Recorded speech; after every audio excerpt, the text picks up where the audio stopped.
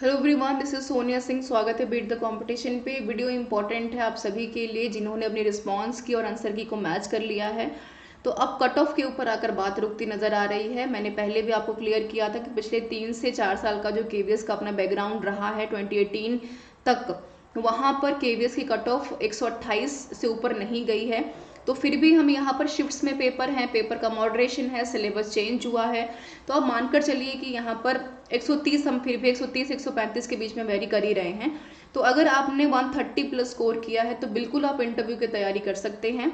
साथ में cut off की अगर मैं बात करूं, देखिए कट ऑफ बहुत सारी चीज़ों के ऊपर वेरी करता है बिल्कुल। आपके नंबर ऑफ वैकेंसीज क्या हैं, कितने बच्चे पेपर में अपियर हुए हैं, कितने लोगों ने एग्जाम दिया है, पेपर का लेवल कैसा था, पैटर्न चेंज हुआ था, सिलेबस कैसा आया है।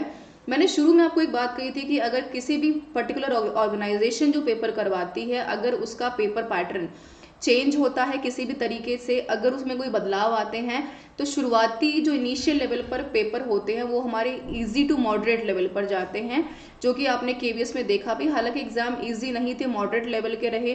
180 क्वेश्चंस को 3 घंटों में चैलेंजली अगर देखा जाए तो सॉल्व कर पाना एक बिग टास्क रहा हमारे लिए। तो ये काफ़ी हद तक मैटर करता है कट ऑफ के मार्क्स को वेरी करने के लिए।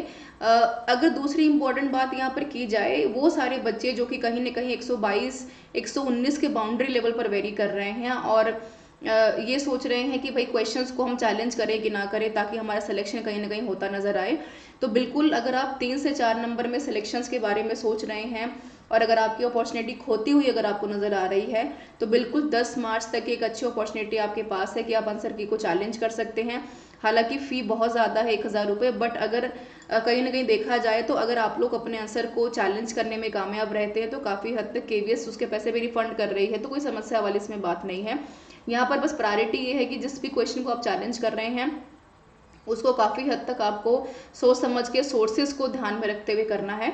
और सबसे इम्पॉर्टेंट यहाँ पर बात यह है कि 16 17 यानी 10 मार्च तक आपकी आंसर की चैलेंज, और नेक्स्ट आने वाला एक हफ्ता हम मानकर चलते हैं रिवाइज्ड आंसर की को लेकर, जिसमें कि आप उम्मीद कर सकते हैं कि जिन क्वेश्चंस को आपने चैलेंज किया है या केवीएस खुद भी उस पर विचार करके दोबारा से रिवाइज्ड आंसर की दोबारा निकालेगा। और उम्मीद बिल्कुल करते हैं कि जो बच्चे कहीं ना कहीं बाउंड्री लेवल पर वेरी कर रहे हैं उनको सिलेक्शन का मौका ज़रूर मिलेगा। और नॉर्मलाइजेशन करते हुए केवीएस कहीं ना कहीं आपके फेवर में और आपके जो है चीज़ों को ध्यान में रखते हुए आगे बढ़ेगा। क्योंकि एक लंबे टाइम के बाद वैकेंसीज आई हैं, ऐसे में अगर केवीएस हमारे फेवर में बात नहीं करेगा तो मानकर चलिए कि कहीं ना कहीं भारी नुकसान हमें देखने को मिल सकता है।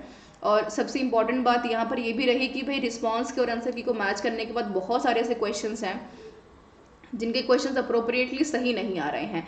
और सीडीपी की बात करें, पेडागोगी वाला सेक्शन अगर आपको ध्यान में है, तो उस सेक्शंस में बहुत सारे ऐसे क्वेश्चंस थे जिनमें कि ये तय कर पाना कि ये वाला सही है ये वाला गलत है क्वेश्चन, इसमें काफ़ी कन्फ्यूजन रहा। अब ये केवीएस के ऊपर छोड़ते हैं, ऑफिशियली चीज़ों के ऊपर छोड़ते हैं कि केवीएस हमारे लिए क्या फेवरेबल जो है काम कर रहा है। तो बने रहिए हमारे साथ, देखते हैं जैसे ही केवीएस की तरफ से कोई ऑफिशियल नोटिफिकेशन आएगी किसी भी चीज़ को लेकर के, कट ऑफ को, चाहे इंटरव्यू को, चाहे नॉर्मलाइजेशन को लेकर के, तो ज़रूर उसके ऊपर बात करेंगे कि भाई सेफ स्कोर अब केवीएस ने ये डिसाइड किया है और इतने नंबर पर सिलेक्शन आपका तय है। Thank you so much for being with me everyone.